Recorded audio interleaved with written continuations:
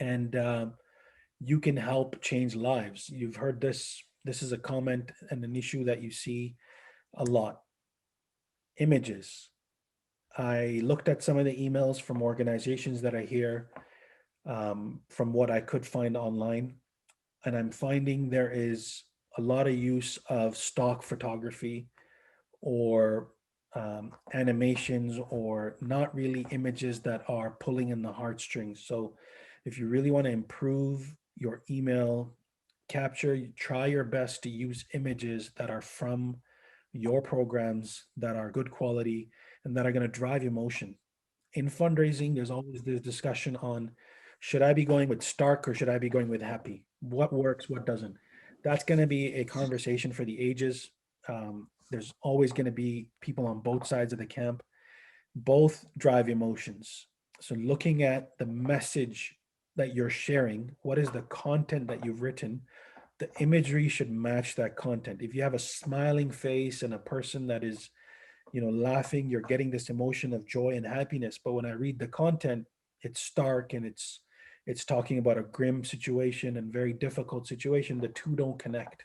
So you have to make sure you're tugging on the heartstrings of the audience and you're using imagery that is relating to your content. And don't just use logos. That's something that a lot of organizations used to do, is just a logo, a bunch of font, and then the footer. You have to add some more elements to your email.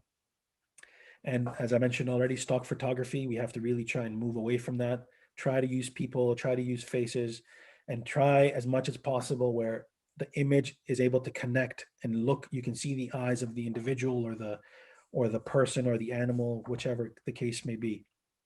And single person or single people in the shot, so you don't have to navigate and figure out the rest of the image. It really plays a huge role in capturing that audience. I know for fundraising, this is something that people might wonder, but short and sweet and to the point works. I have done testing after testing. I've looked at data from multiple organizations.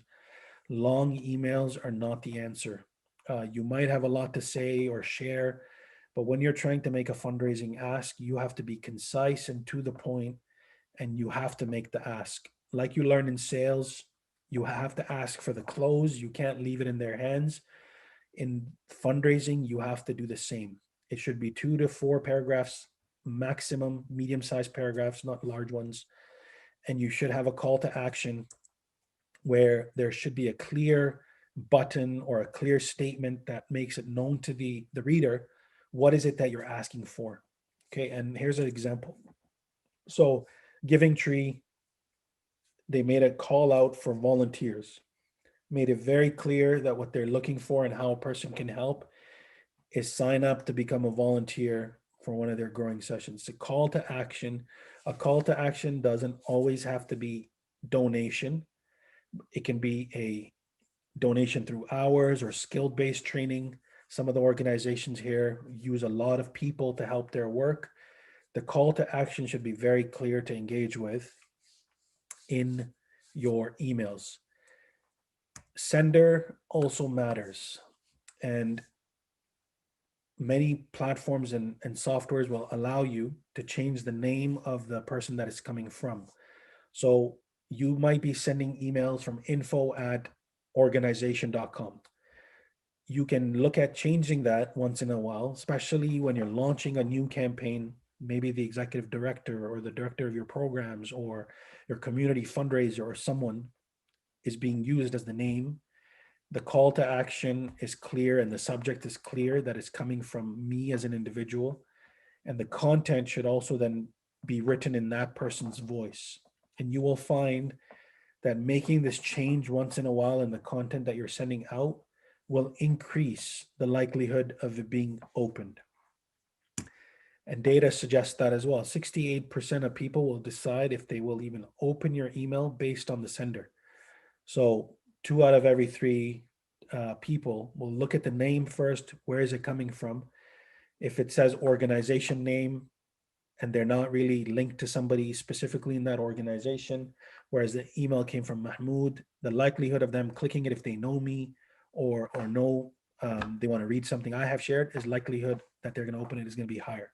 So you have to play around, and all your emails can't just go from your info at account, or you have to involve different team members, board members, and it has to be consented by that individual that you're using. You can't just make it up one day and say, Muhammad Ahmed is sending you this email. You have to make sure Muhammad is actually sending that email. Mobile. So we are going to look at some sites after the email covering that we do. I have looked at some of your websites. Mobile optimization of your emails is critical. I have multiple examples on my phone of emails that I open because I like the subject, but as soon as I open it, it just reads tiny, tiny, tiny font. I can't see it. It hasn't been optimized for me to read it on my mobile phone. And over half of the emails are now opened on your phones first. So if you're not writing your emails to have them optimized so that for desktop, it's giving you a clear view, and then for mobile, you're getting a clear view, you're losing one out of every two people who could be engaging with your content. So for mobile, you want to have it in a single column layout. You don't want to have multiple columns because everybody does a scroll on emails. They don't go side to side. And Surface at one point, Microsoft Surface at one point tried, and they got into this whole side swiping websites. But that didn't last long because you found that the natural tendency for people is to scroll up and down. And for emails, that's the case. You also want to make sure your images resize in mobile view as well as in desktop view. You have to have that fluidity, and email softwares do that for you. And many of the softwares will give you a preview before you send it out. So please, if you're not using a software and you're just using Outlook or one of your mailing softwares, they automatically, if you're just sending text, you will receive it perfectly fine. But if you are going to be growing your organization, I highly recommend you have a software that is going to manage your email database, and that will optimize it for you for mobile viewing. Okay, so here's an example I want to share with everyone. I know nobody here is from a wildlife foundation or anything, so I guess this would be a great example. So number one, it's personalized. Dear John, the image that you're seeing, and maybe you're not an animal lover, but you can see here that this is something to do with leopards.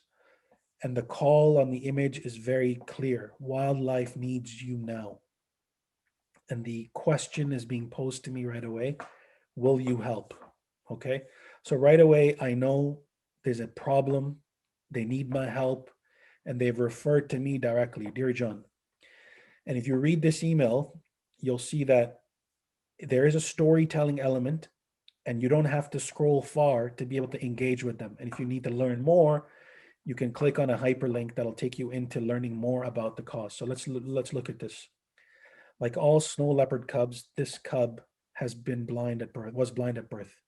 Its eyes opened when it was a week old.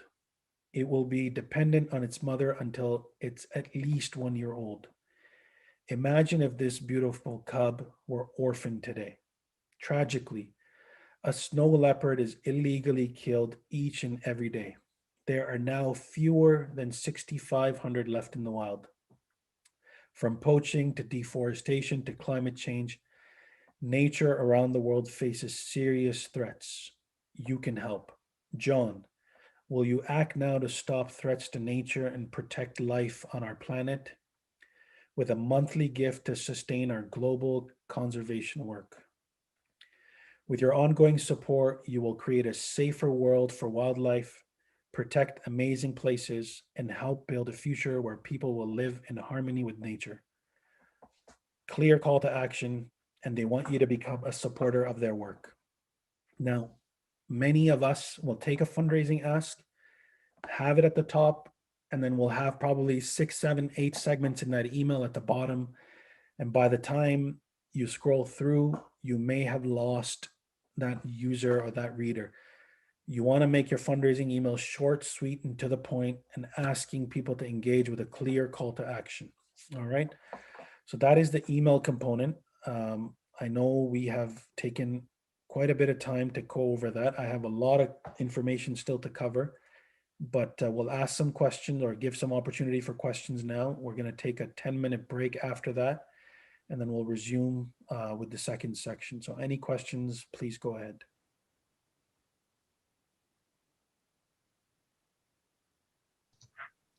Go ahead, Noor Jahan.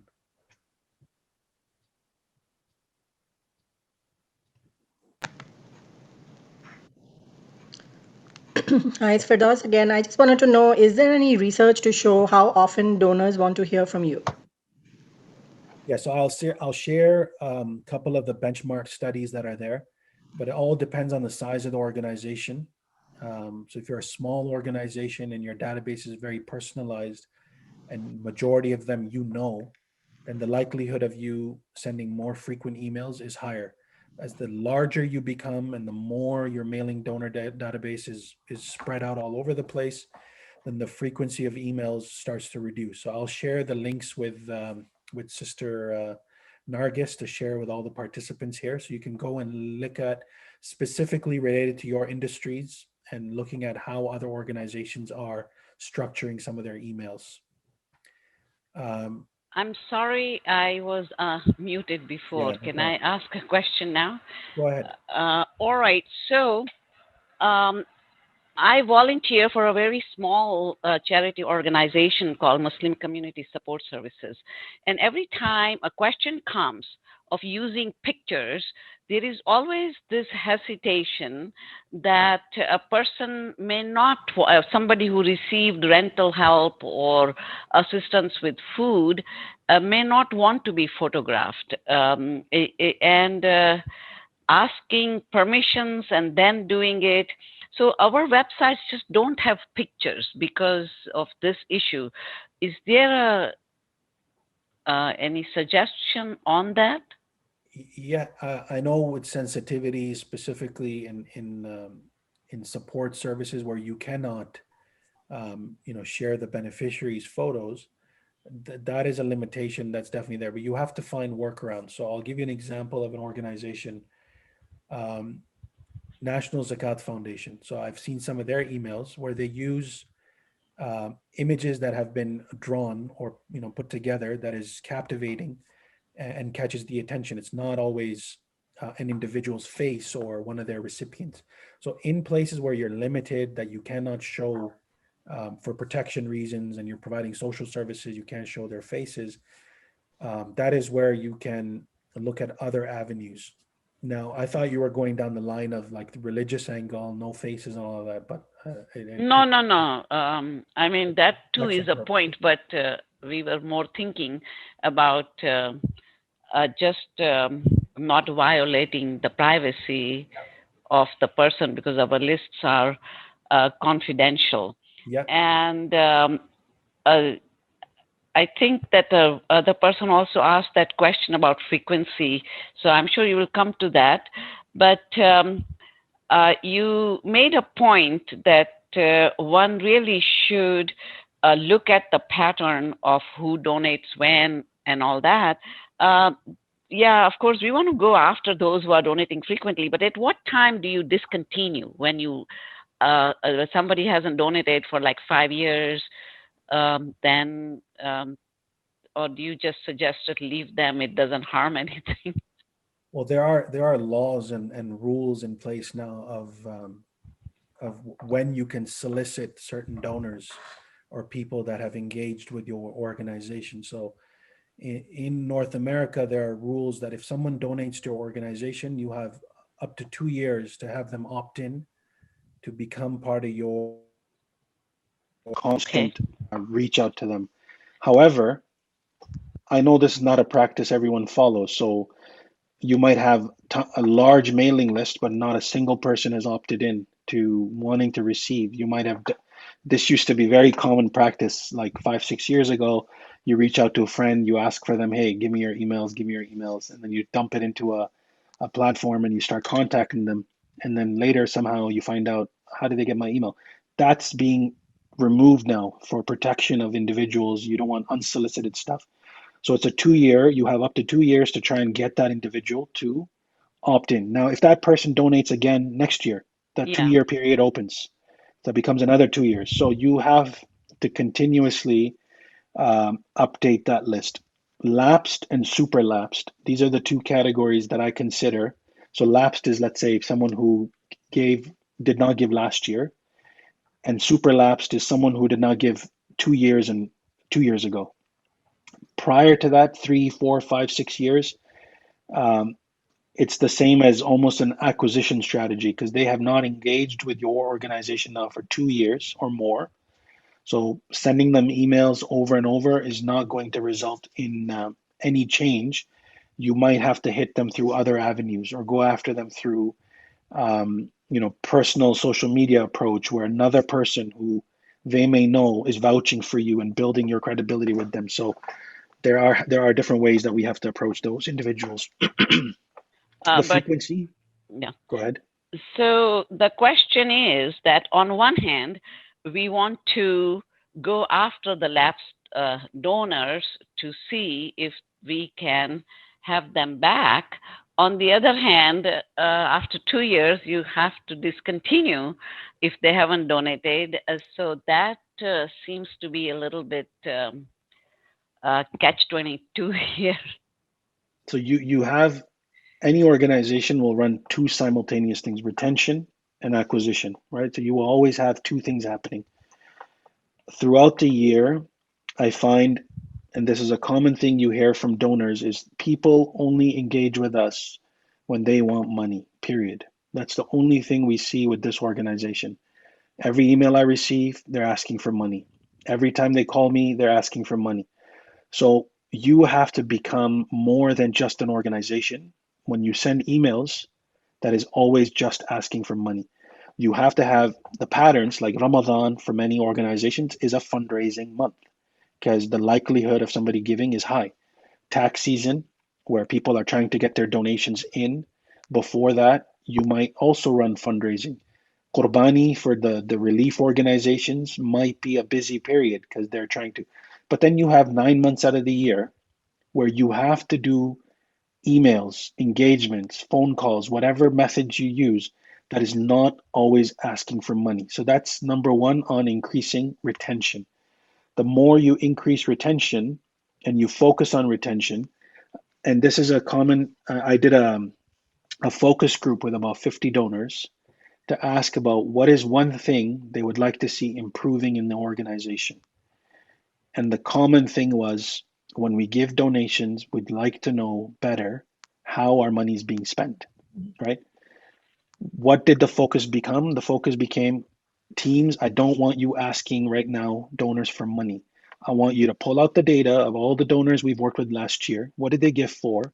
Now I'm going to produce or get my marketing teams and my volunteers to produce reporting on how was their money spent? What did we do with their funds? Because building trust with your existing donor base is most important, and it is cheaper for you to retain a donor than to acquire a donor. You're going to spend a lot more money bringing in new donors. Creating a report and sending that to the individual, following up to say, hey, we wanted to share with you how we spent your money.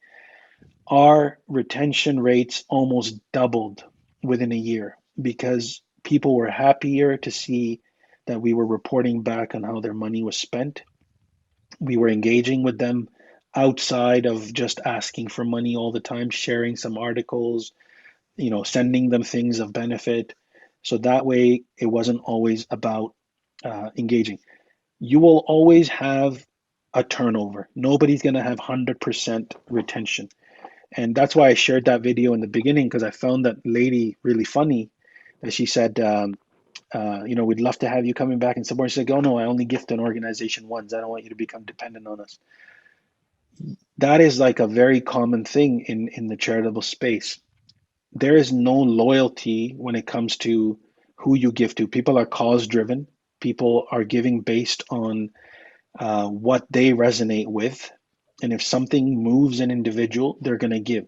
So you always have to have acquisition strategies. You're going to have to cast a net out through the other tools we're going to talk about to bring more people into your organization.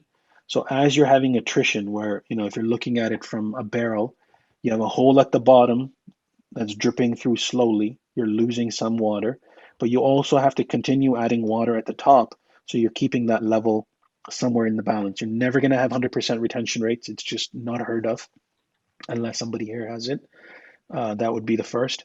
But there has to be that balance. So, yes, you should focus on your lapsed donors. You should run campaigns to get them back.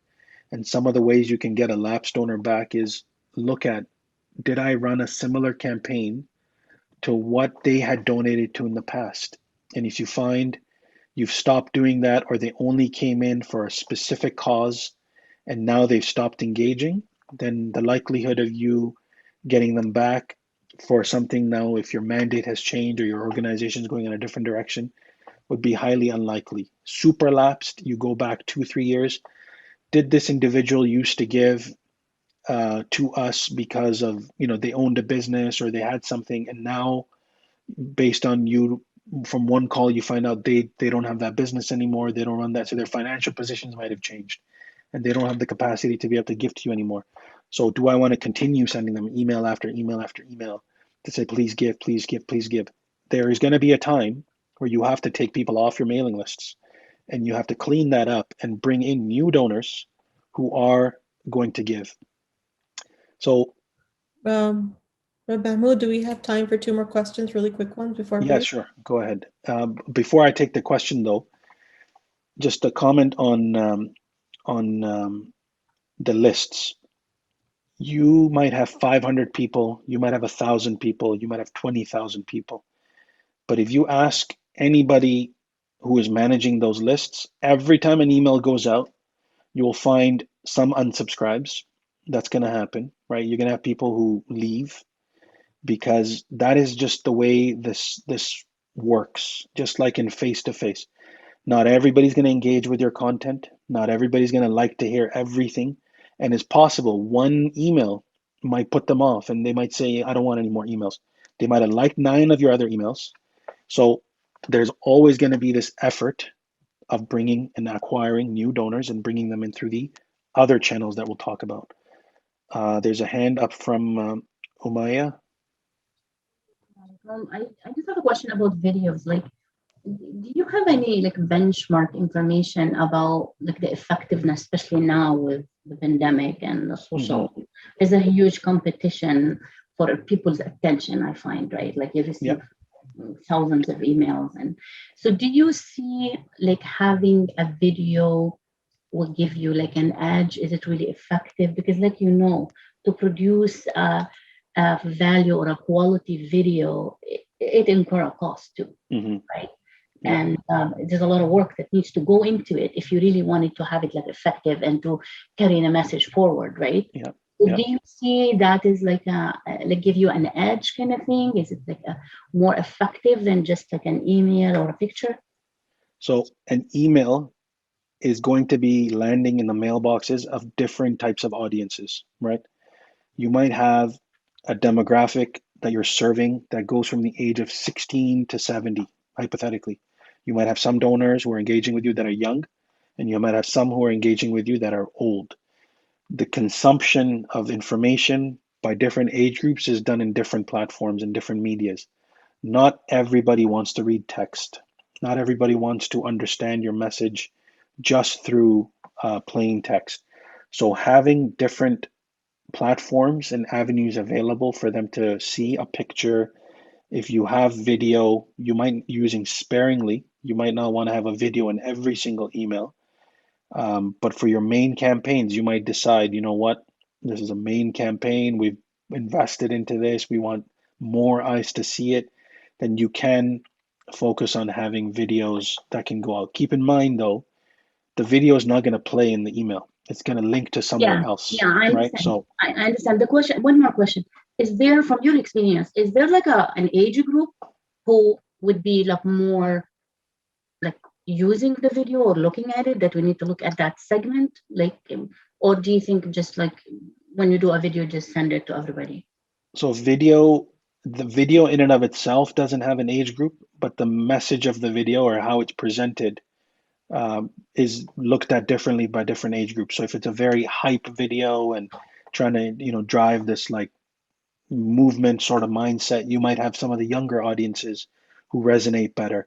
You might have content-driven videos where it's informative and explaining what your programs are, almost like a visual annual report, for example. You might find the older audiences are resonating better with it.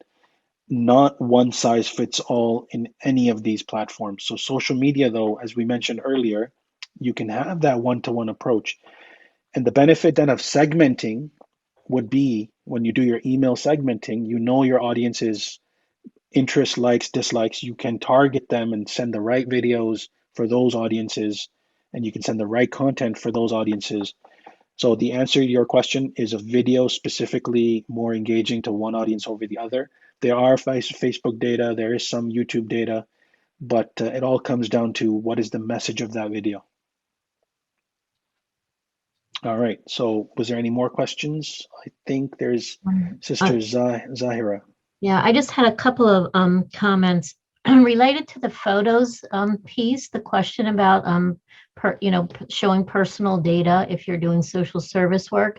Remember, you can take pictures of your staff interacting with folks, and you could have the actual clients shown from the back, or you can just show hands, or you can just show the amount of donations you've amassed to distribute. I mean, there's a lot of different ways you can take pictures that don't necessarily have to identify your clients or consumers. The other thing I wanted to mention is personalization is really important, but it depends upon the integrity of your database. I've gotten emails myself where my last name and first name were transposed. And so rather than feeling like a personal message, it felt like they didn't do a very good job with the mass email. And so it kind of backfires. Yeah. And the last thing I wondered if you could just mention is that with emails, and particularly regular distribution of newsletters or things like that, there has to be an unsubscribe button, so that it's really important when you're sending emails that you're using that type of formatting that allows someone to unsubscribe. Yes, that's a very good point. So you have to have that footer, which is provided mostly with most of these softwares. It's automated, it's there, subscribe, remove from list, do not contact, all of that is there. But if you're doing it through your own Google or whatever, you have to have that option for people to be able to unsubscribe. Okay.